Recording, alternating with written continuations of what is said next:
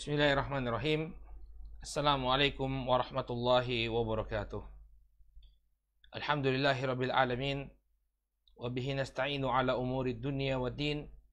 Wassalatu wassalamu ala nabiyyina Muhammadin wa ala alihi wa sahbihi ajma'in. Amma ba'd.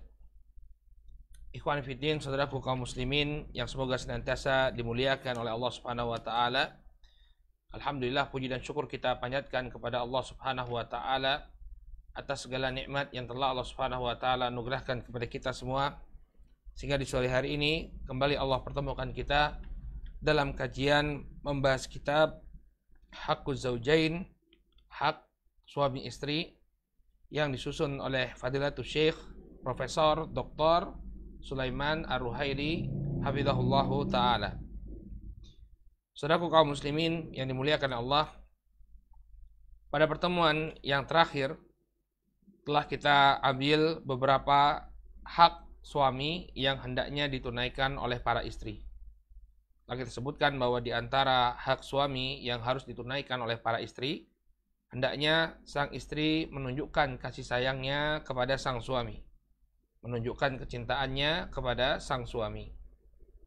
Kemudian juga di antara hak suami yang hendaknya ditunaikan oleh para istri adalah hendaknya sang istri menjaga kehormatan sang suami dan berusaha agar suaminya ini tidak terjatuh kepada kemaksiatan kepada Allah Subhanahu wa taala. Dia berusaha agar tidak ikut menjerumuskan sang suami dalam kemurkaan Allah. Kemudian kita juga telah ambil di antara hak suami yang hendaknya ditunaikan oleh para istri adalah hendaknya sang istri menjaga rahasia suaminya. Jangan kemudian dia justru menyebarkan apa yang menjadi rahasia suaminya tersebut. Baik, ini beberapa hak suami yang hendaknya ditunaikan oleh para istri dan telah kita jelaskan pada pertemuan yang terakhir. Baik, nah sekarang kita masuk ke hak yang selanjutnya, dan ini hak yang ketujuh. Qala hafizahullahu ta'ala min haqqi zauji ala zaujatihi an tahfadha baitah. Ya. Di antara hak suami yang harus ditunaikan oleh istrinya adalah hendaknya dia menjaga rumah sang suami. Apa maknanya? Wa alla ta'dzana ya bidukhuli li ahadin yaqrahu dukhulahu ilaih. Ya, ini jangan dia mengizinkan seseorang untuk memasuki rumah suaminya. Ini orang yang tidak disukai oleh suaminya untuk masuk ke dalam rumah tersebut. Jadi jangan sembarangan memasukkan orang ke dalam rumah suaminya. Ya, ini diantara hak suami, bahwa istri hendaknya tidak sembarangan memberikan izin seseorang untuk masuk ke rumah suaminya, kecuali harus diridhoi atau sepengetahuan sang suami. Waqad qala Nabi sallallahu alaihi wasallam, Nabi sallallahu alaihi wasallam bersabda, lakum alaihinna alla yuti'na furushakum ahadan takrahuna. Ya, ahadan takrahun. Dalam sebuah hadis yang diriwayatkan oleh Imam Muslim, hadis yang cukup panjang, Nabi sallallahu alaihi wasallam mengatakan, dan bagi kalian dan kewajiban para istri bagi kalian bahwa dia tidak mempersilahkan seseorang untuk tidur di ranjang kalian. Ya, takrahun, yakni orang yang tidak kalian sukai. Jadi ini adalah hak suami. Seorang istri tidak boleh kemudian mempersilahkan seseorang untuk tidur di ranjang suaminya dan orang itu tidak disukai oleh suaminya. Ya, misalnya saudaranya, ada saudaranya atau adiknya atau karib kerabatnya, maka jangan sembarangan dia mempersilahkan orang untuk masuk ke dalam rumahnya, apalagi sampai kemudian tidur di ranjang suaminya. Wa qala sallallahu alaihi wasallam, demikian juga Nabi sallallahu alaihi wasallam bersabda, fa amma haqqukum ala nisaikum fala yuti'na furushakum man takrahun wala ya'dhan fi buyutikum liman takrahun. Adapun hak kalian yang hendaknya ditunaikan oleh istri-istri kalian, bahwa janganlah kemudian mereka ya mempersilahkan agar ranjang-ranjang kalian ya mempersilahkan ranjang-ranjang kalian untuk orang-orang yang tidak kalian sukai. Wala ya'dzanna fi buyutikum liman takrahun, dan tidaklah mereka memberikan izin untuk masuk ke dalam rumah-rumah kalian orang-orang yang tidak kalian sukai. Ya. Jadi hendaknya seorang istri tidak sembarangan ketika ada orang yang ingin berkunjung ke rumahnya, maka hendaknya dia meminta izin terlebih dahulu kepada sang suami. Jangan kemudian sembarangan. Baik, ini merupakan hak seorang suami. Ya. Bagaimana dengan kalau yang berkunjung itu adalah mertua misalnya? Orang tua sang istri datang ingin berkunjung, apakah kemudian dia harus minta izin terlebih dahulu kepada sang suami? Ya, kalau bapaknya ingin berkunjung atau ibunya ingin berkunjung masuk ke rumahnya, apakah kemudian dia harus izin kepada suaminya? Maka dalam permasalahan ini terdapat khilaf di kalangan para ulama. Ya, jumhur para ulama mengatakan bahwa tidak perlu izin. Ya, tidak perlu izin suaminya. Apabila yang masuk ke rumahnya itu adalah orang tua sang istri, maka tidak perlu izin kepada sang suami. Ya, namun pendapat mazhab Syafi'iyah tetap harus izin. Ya, tetap harus izin berdasarkan keumuman dalil yang melarang istri memasukkan suami tanpa memasukkan seseorang ke rumah suaminya tanpa seizin sang suami. Ya. Jadi ada khilaf di kalangan para ulama, jumhur memperbolehkan. Kalau yang datang itu adalah orang tua dari sang wanita, bapaknya atau ibunya datang, maka kata jumhur para ulama ya tanpa perlu izin dari sang suami, maka dia tetap dipersilahkan untuk masuk. Adapun mazhab Syafi'i tetap harus izin kepada suaminya. Ya, tetap harus izin kepada sang suami. Ya. Dan izin di sini juga bisa dalam bentuk sikap ya, artinya bukan saya izinkan seperti itu, tapi misalnya dia mengatakan saya nggak keberatan kok ya kalau ada orang yang datang ke sini, atau dia nggak marah ya, dia tidak marah ketika ada yang datang ke rumahnya ya, dia ridho saja ketika ada adiknya datang atau adik sang istri datang atau kakak sang istri datang ya, tidak jadi masalah, maka ini bisa dianggap sebagai sebuah izin. Ya, ini bisa dianggap sebagai sebuah izin. Namun lebih afdolnya apabila seorang wanita meminta izin terlebih dahulu kepada suaminya, ya, apabila ada saudara-saudaranya yang ingin datang ke rumah. Ya, baik. Ini diantara hak suami yang harus dijaga oleh seorang istri. Di hak yang ketujuh ya. Kemudian hak yang selanjutnya, hak yang kedelapan, min haqqi zauji ala zaujatihi an tahfadha malah. Termasuk hak suami yang harus ditunaikan oleh seorang istri adalah hendaknya dia menjaga harta suaminya. Ya, jangan sembarangan memberikan sesuatu yang merupakan milik suaminya. Ya, dia berikan kepada siapa yang dia inginkan. Ya, misalnya ada pakaian suaminya. Oh, kayaknya ini abang nggak pernah lagi pakai ini, kemudian dia sodakohkan baju milik suaminya. Atau sepatu dari suaminya. Oh, suaminya punya sepatu. Ada beberapa sepatu, ada sepatu yang jarang dipakai oleh suaminya, dia berikan begitu saja tanpa sepengetahuan sang suami misalnya. Ya, kan sering seperti itu wanita, mungkin dia pengen ngasih ke siapa, saudaranya atau siapa, nah, dia lihat sang suami udah jarang pakai baju ini, langsung dia pakai, dia kasih saja kepada saudaranya. Enggak boleh ya. Praktek semacam ini tidak diperbolehkan. Itu harta milik suami. Ya, maka dia harus meminta izin.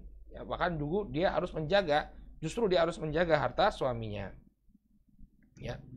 Qala wa alla tunfiqa minhu illa bi'izni, dan janganlah dia menginfakkan atau memberikan harta suaminya tersebut kecuali dengan seizin sang suami. Ya. Waqad sami'na anna Nabiy sallallahu alaihi wasallam qala fi khairin nisa. Dan kita telah mendengar ya hadis bahwa Nabi sallallahu alaihi wasallam mengatakan tentang sebaik-baiknya wanita.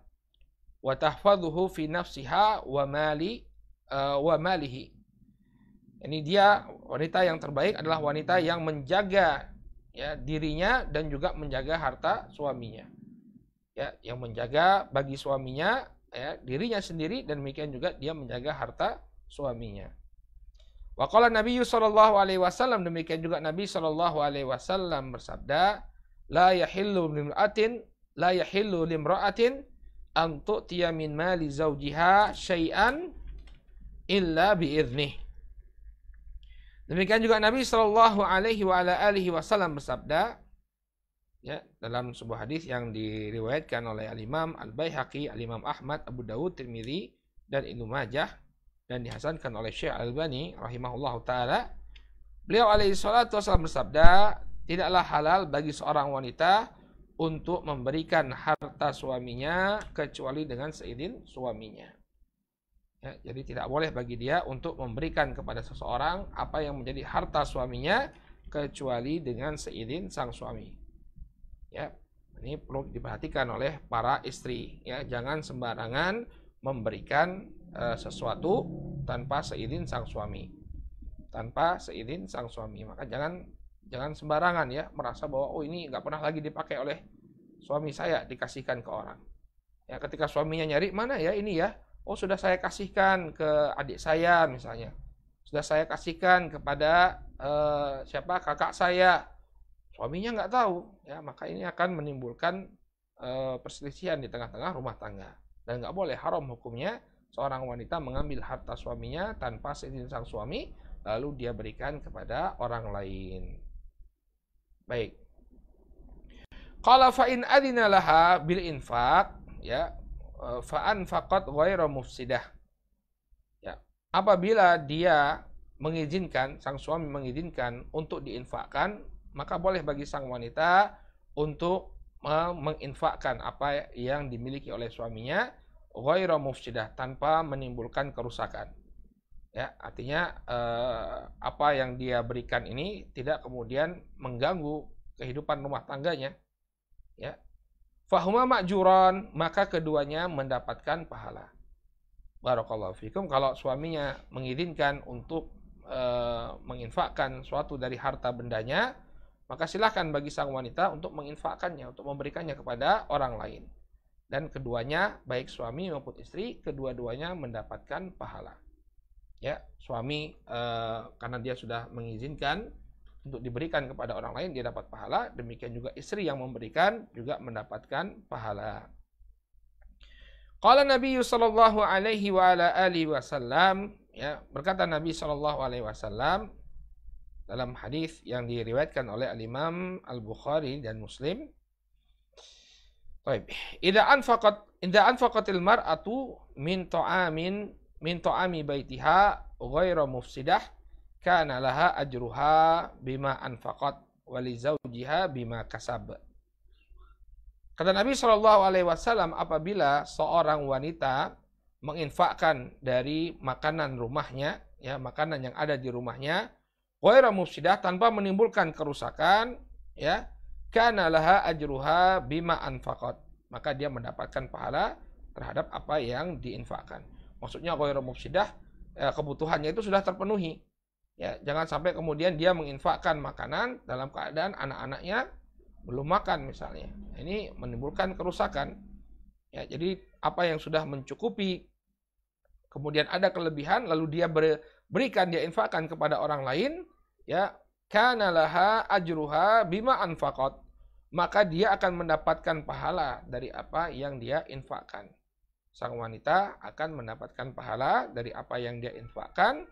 Wali zaujiha bima kasab, dan suaminya juga mendapatkan pahala dari apa yang dia usahakan, dari apa yang dia upayakan. Ya, dia bekerja, kemudian jadilah nafkah tersebut, lalu nafkah tersebut diinfakkan oleh sang istri, maka yang demikian menjadi pahala bagi keduanya. Ya, dengan syarat tadi ya, harus seizin suami.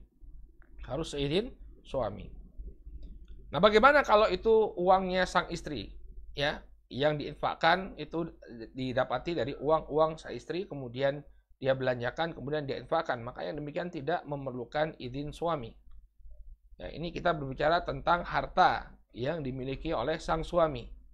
Ya, tapi kalau misalnya sang istri dia punya punya uang sendiri, kemudian dia ingin bersedekah, dia ingin berinfak, ya maka tidak perlu meminta izin kepada sang suami kalau itu merupakan harta sang istri. Tapi kalau harta itu adalah harta sang suami, wajib bagi dia untuk meminta izin terlebih dahulu. Ya, paham ya bedanya? Kenapa dilarang? Karena harta tersebut pada hakikatnya bukan harta sang istri, tapi harta dari suaminya. Baik. Kemudian waqala Nabi sallallahu alaihi wasallam, demikian juga Nabi sallallahu alaihi wasallam bersabda, "Idza tasaddaqatil mar'atu min baiti zawjiha kana laha ajr."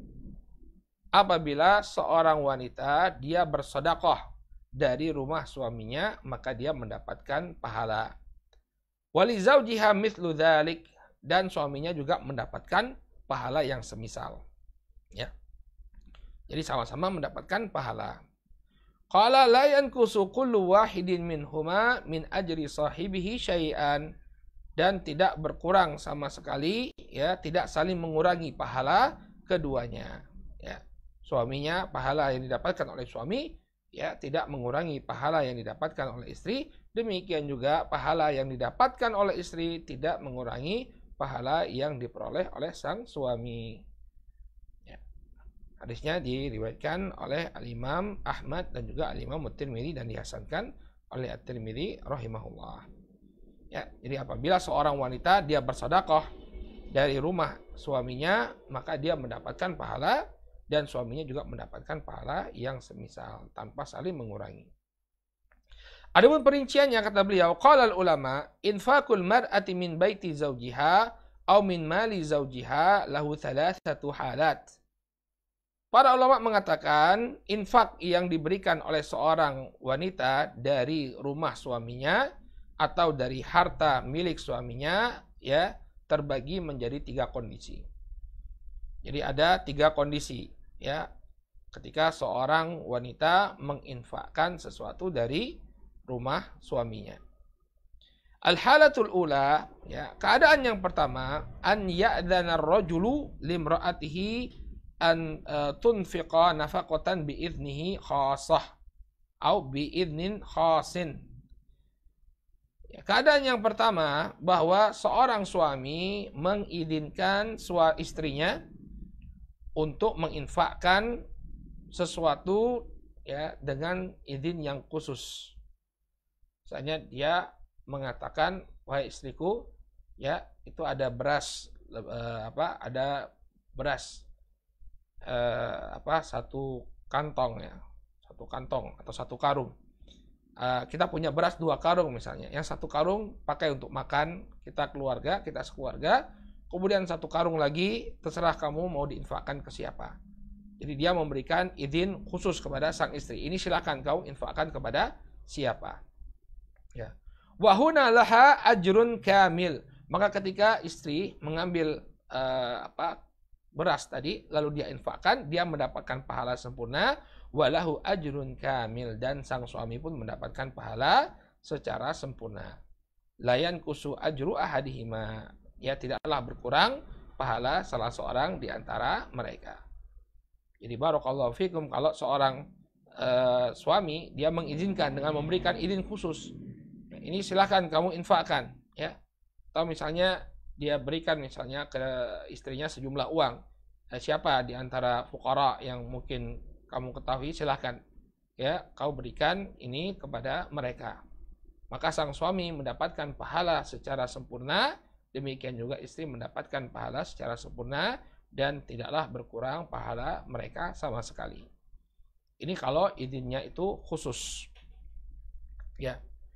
Qala al-halatu tsaniyah. Kemudian kondisi yang kedua kata Syekh Sulaiman Ar-Ruhaili hafizahullah taala, wa an ya'dhana ar-rajulu limra'atihi idznan 'amman, ya, an tunfiqa min malih. Yang kedua, sang suami memberikan izin secara umum untuk menginfakkan hartanya.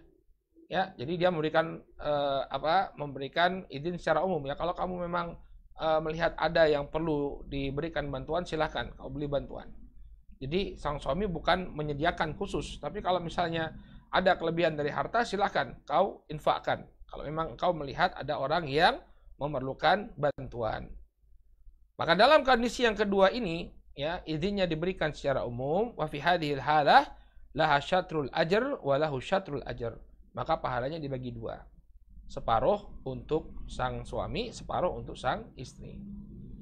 Ya. Jadi kalau izinnya ini secara umum, kemudian sang istri pun menginfakkan harta suaminya tadi dengan izin umum yang diberikan oleh sang suami, maka 50-50. Ya, sang suami mendapatkan separuh pahala, kemudian sang istri mendapatkan separuh pahala. Paham ya? Jadi kalau izinnya itu secara umum.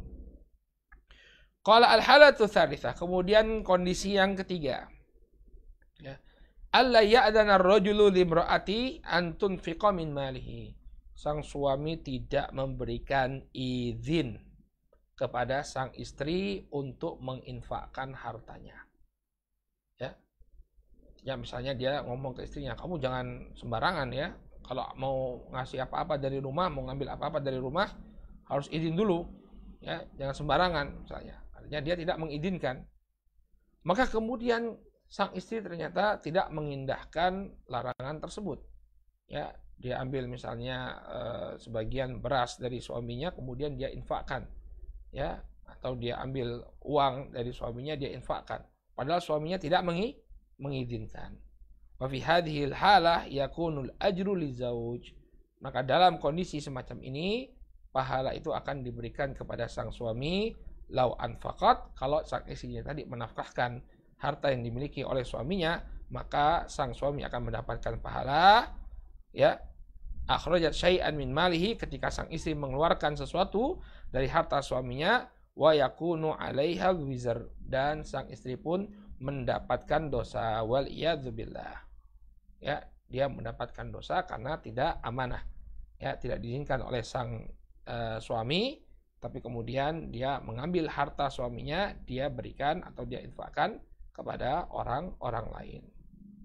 Ya, maka untuk kondisi yang ketiga ini, sang istri mendapatkan dosa.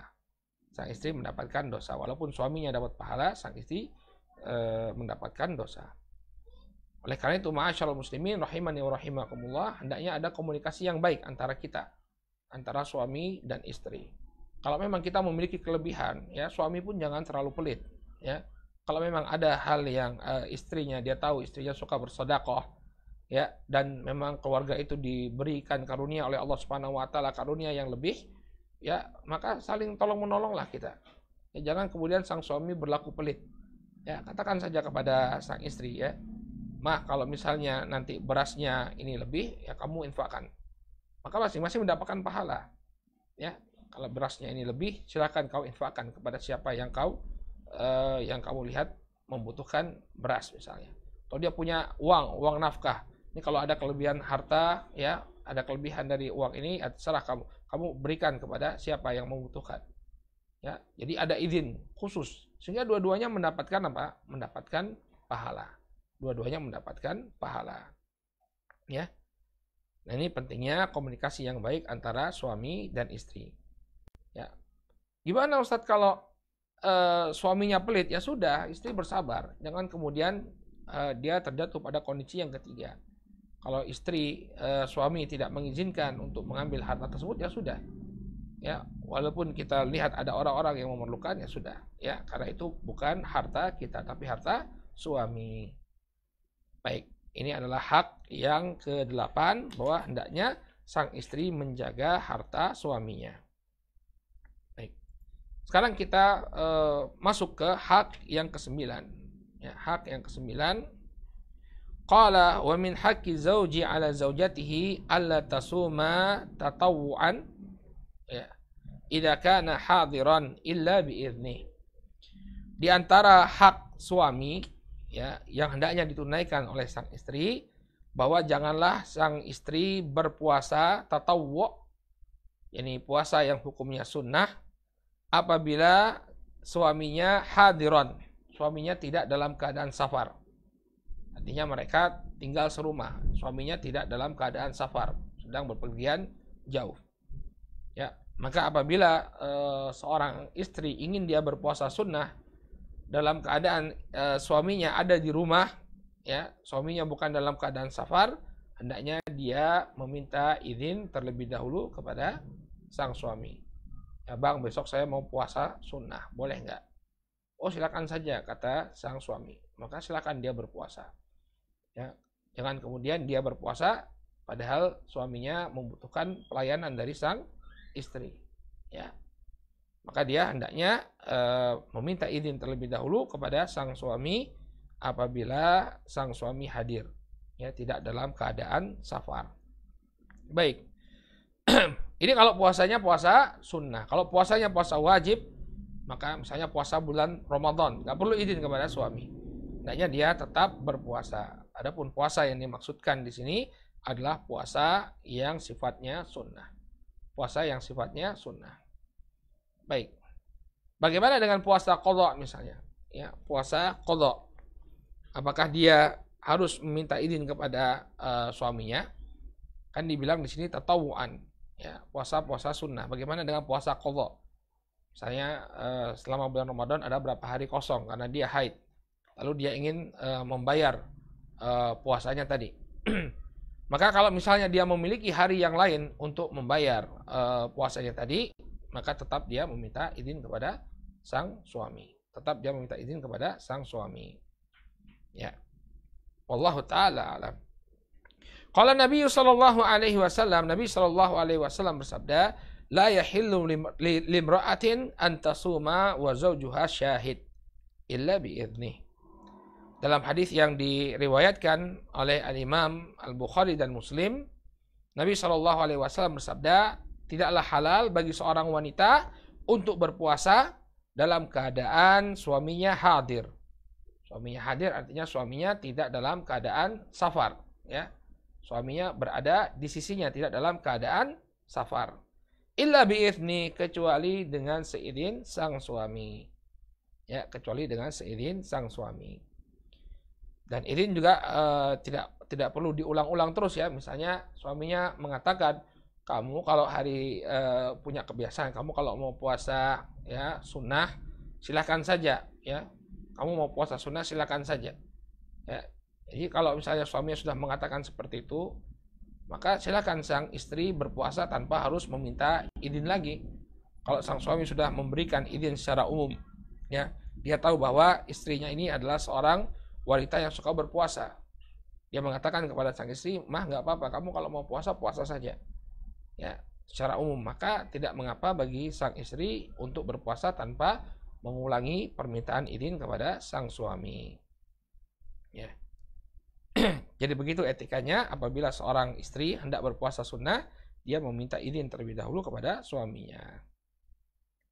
Kemudian kata beliau, wal mar'atu salihah al mubarakah al arifah haqqa zawjiha tusamihu zawjaha idza qassar. Nah, selesai kita dari pembahasan hak-hak suami. Sekarang beliau ingin menunjukkan kepada kita tentang bagaimana sebenarnya karakter seorang wanita solehah yang dalam hubungannya kepada sang suami. Al-mar'atu salihah al-mubarakah, ya. Seorang wanita yang solehah dan diberkahi, al-arifatu haqqa zawjiha, yang mengetahui hak dari suaminya, tusamihu zawjaha ya idza qassar, dia akan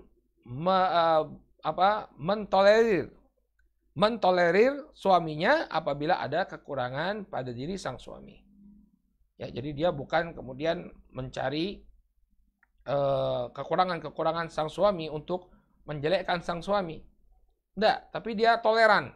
Kalau misalnya ada kekurangan pada diri suaminya, ya, misalnya perlakuan yang kurang romantis atau ketika memberikan nafkah pas-pasan dan yang semisalnya, maka dia mentolerir hal yang demikian, tidak kemudian menjadikan perkara tersebut sebab untuk merendahkan atau mencela sang suami.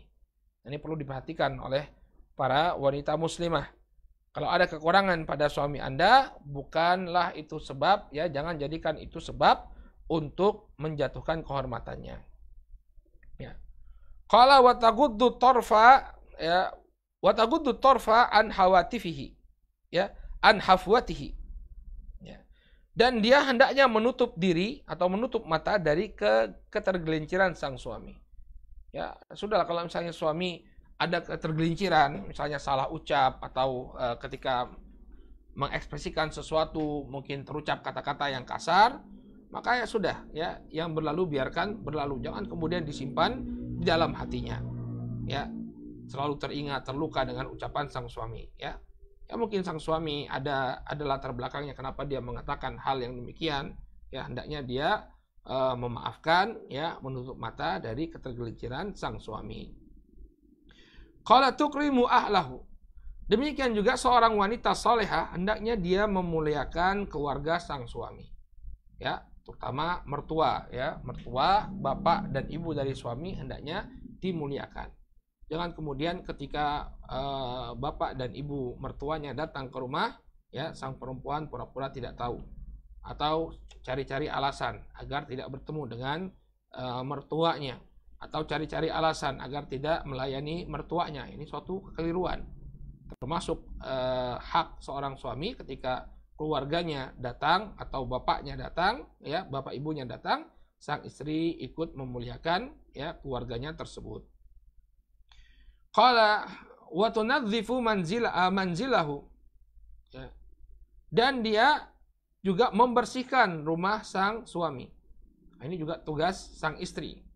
Tugas istri hendaknya dia menjaga kebersihan rumah suaminya. Jangan kemudian dia biarkan rumah suaminya berantakan. Ya, ini penting, ya. Disebutkan oleh Syekh Mustafa bin Al-Adawi hafizahullah taala bahwa terkadang konflik rumah tangga itu muncul dari rumah yang tidak bersih. Ya, terkadang konflik rumah tangga itu muncul dari rumah yang tidak bersih. Kotoran di mana-mana, ya, bekas anak makan, nasinya berhamburan di mana-mana. Pakaian kotor tidak diletakkan pada tempatnya, pakaian yang sudah bersih tidak segera dilipat, ya. Coba bayangkan ada seorang suami pulang dari kantor, berbagai problematika dia hadapi di kantor, kemudian dia pulang ke rumah, dia lihat rumahnya berantakan, ya, baju kotor bertebaran di mana-mana, ya, bekas makanan anak-anak, ya, dibiarkan begitu saja di lantai. Kemudian pakaian yang sudah bersih tidak segera dilipat dan dimasukkan ke dalam lemari. Ya, pusing dia. Ya, capek-capek dari kantor kemudian melihat rumah berantakan. Maka merupakan tugas seorang wanita untuk menjaga kebersihan rumah. Dengan rumah yang bersih, dengan rumah yang wangi, ya, rumah yang harum, maka ketika suami pulang dari tempat kerjanya dipenuhi kelelahan, begitu dia sampai ke rumah, dia mendapatkan kelapangan. Ya, lega dia di rumah. Apalagi ketika dia pulang langsung dilayani oleh istrinya, dibuatkan minum, kemudian dibuatkan makanan untuk sang suami. Ya. Ada nasihat dari nenek saya, simbah saya. Kata simbah saya itu dulu kebiasaan para istri, ya, kebiasaan para istri ketika suaminya itu pulang, yang mereka lakukan itu adalah menghangatkan makanan. Ya, jadi ketika suami pulang misalnya dia masak sop. Jadi sop itu nggak dibiarkan, misalnya masak sop sapi, kemudian dibiarkan lemak-lemaknya itu kelihatan, itu enggak. Tapi fresh seperti masakan itu baru dimasak.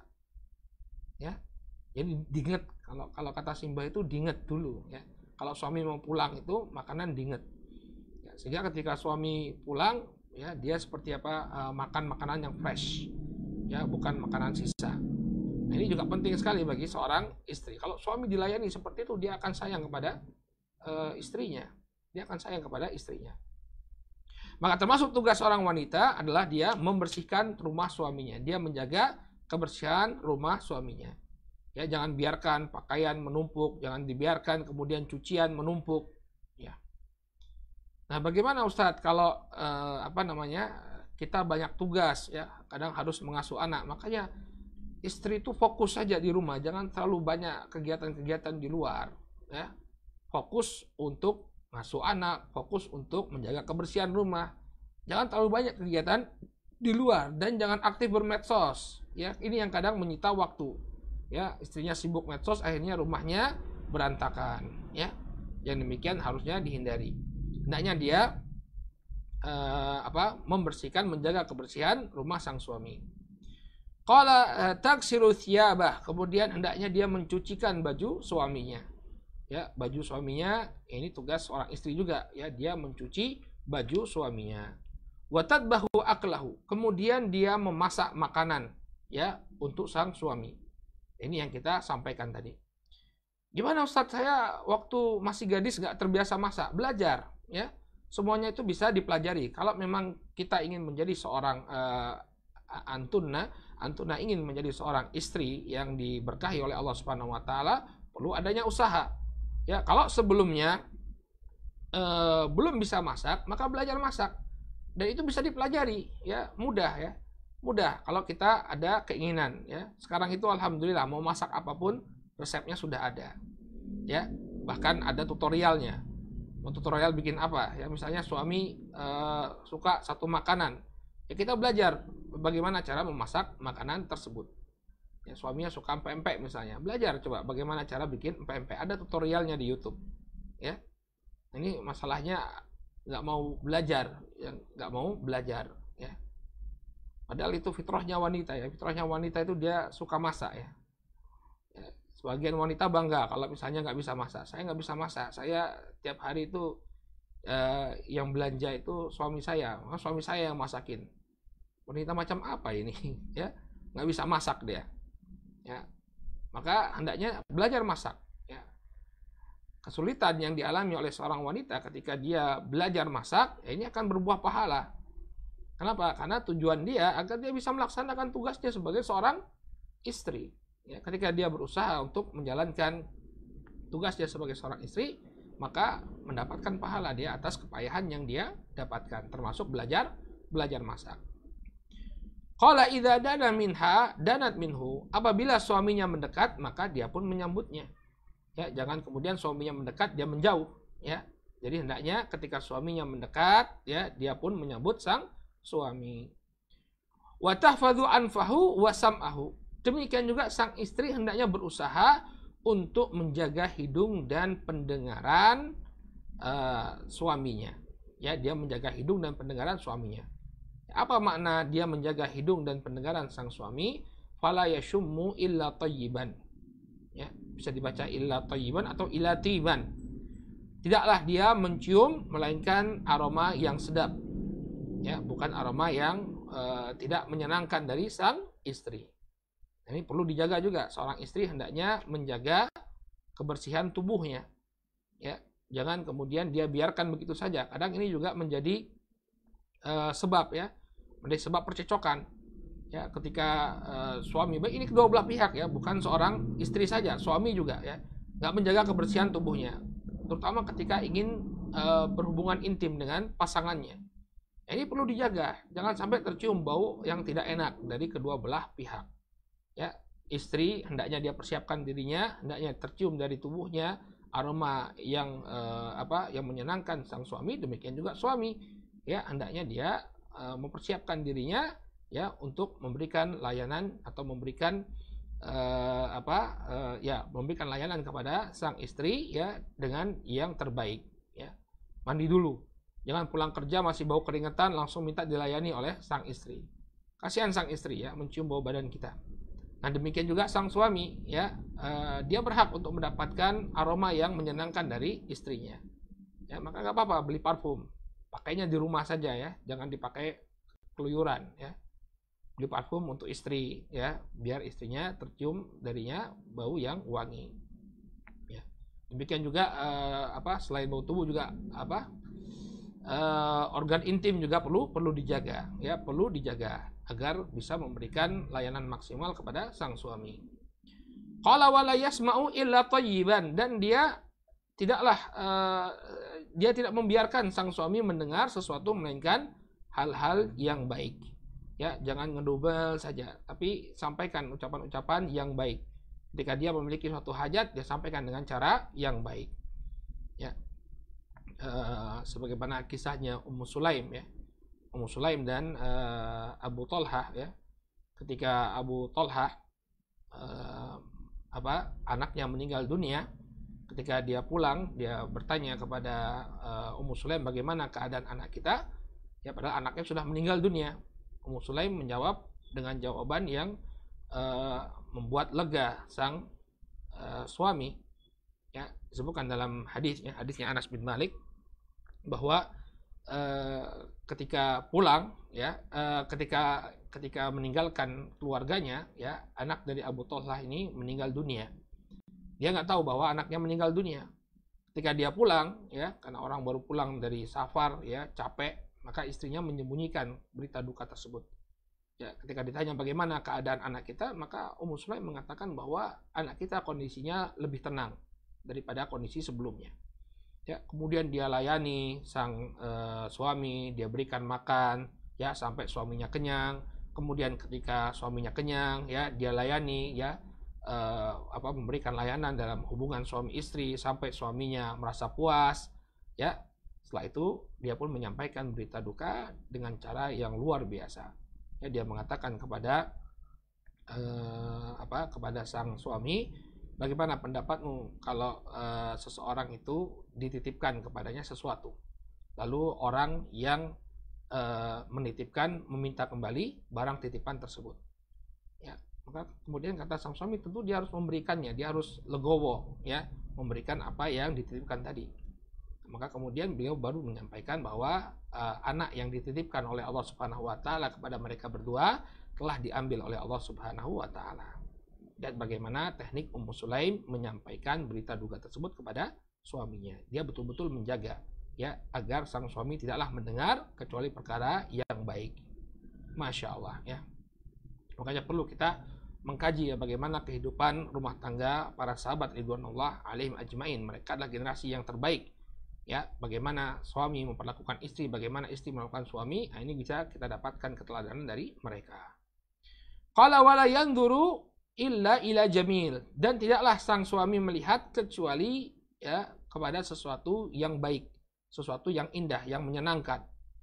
Ya, seperti apa yang kita sampaikan tadi, rumah yang bersih, ya, kemudian penampilan istri juga, ya, tidak apa kalau bahasa Jawanya, tidak kemproh, ya, tapi dia tampil dengan tampilan yang baik. Dan suami juga harus perhatikan, kalau istrinya ingin berpenampilan yang baik, maka harus dimodali, ya. Jangan kemudian dia nggak pernah belikan baju yang bagus untuk istrinya, ya. Daster udah dipakai sejak kawin sampai punya anak 5, itu wajah dasternya, ya, robek sini, tambal, ya, tambal lagi, ya. Tapi nggak tahu, kata mungkin menurut ibu-ibu daster itu kalau makin banyak tembelannya makin enak dipakai katanya. Ya, tapi kalau misalnya dia ingin tampil baik di depan sang suami, ya, pakai pakaian yang bagus, ya, ya, pakai pakaian yang bagus. Tampil pakai pakaian yang indah, yang menyenangkan suami. Baik. Ustaz, gimana kalau kita pakai baju yang seksi-seksi di depan suami? Nah, ini perlu dilihat juga kemudaratannya, ya. Kalau dia punya anak perempuan, ya, atau nggak usah punya anak perempuan, kalau dia masih punya anak, ya, artinya dia masih tinggal bersama anak-anaknya, sebaiknya nggak pakai baju-baju seperti itu, ya. Ya, nanti bisa ditiru oleh anaknya, atau ya, bisa menjadi fitnah juga kalau dia punya anak laki-laki.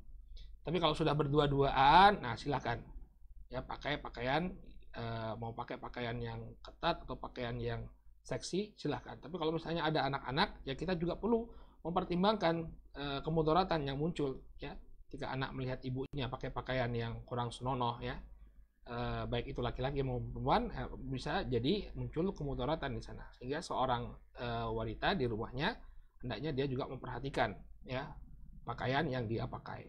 Tapi kalau misalnya berdua saja di kamar, ya, itu mah silakan, ya, silakan saja, mau pakai pakaian apapun diperbolehkan. Qala tata'ahadu, ya, waqta ta'ami, dia betul-betul menjaga waktu makan suaminya. Ya, jangan sampai ketika waktu makan suaminya sudah tiba, makanan belum tersedia. Ya, seperti tadi juga kita katakan, misalnya tahu suaminya mau pulang dari kantor jam segini, ya, maka dia persiapkan makan.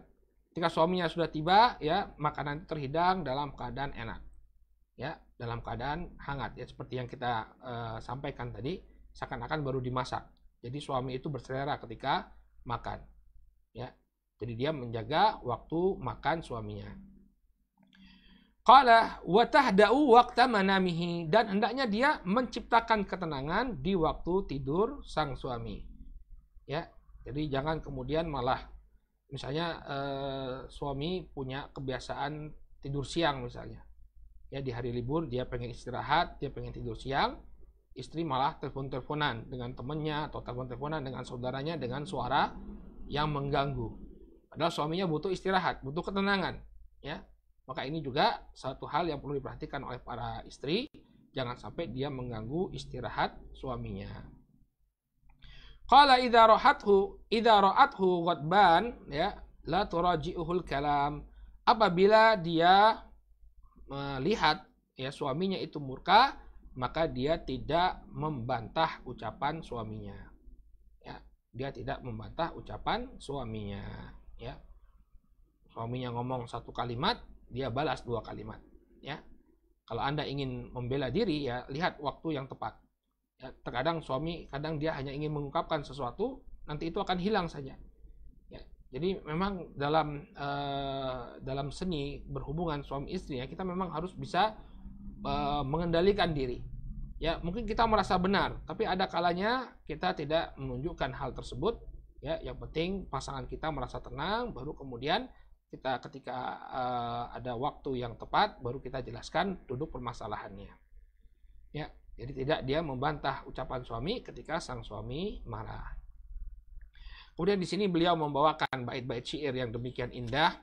Kemudian beliau cantumkan nasihat nasihat-nasihat yang sangat berharga bagi kaum wanita. Insya Allah ini akan kita bahas pada pertemuan yang akan datang karena pembahasannya cukup panjang ini. Ya, kita akan bahas bait syair yang beliau bawakan dan juga nasihat-nasihat beliau terhadap para wanita. Ya.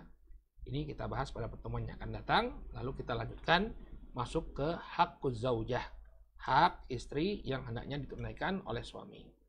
Baik, kita cukupkan dulu sampai di sini kajian kita. Mudah-mudahan apa yang disampaikan bermanfaat. Insya Allah kita lanjutkan pada pertemuan pekan depan. Bismillah ta'ala. Naktafi bihadal qadar. Subhanakallahumma wabihamdika. Asyhadu an la ilaha illa anta astaghfiruka wa atubu ilaik. Assalamualaikum warahmatullahi wabarakatuh.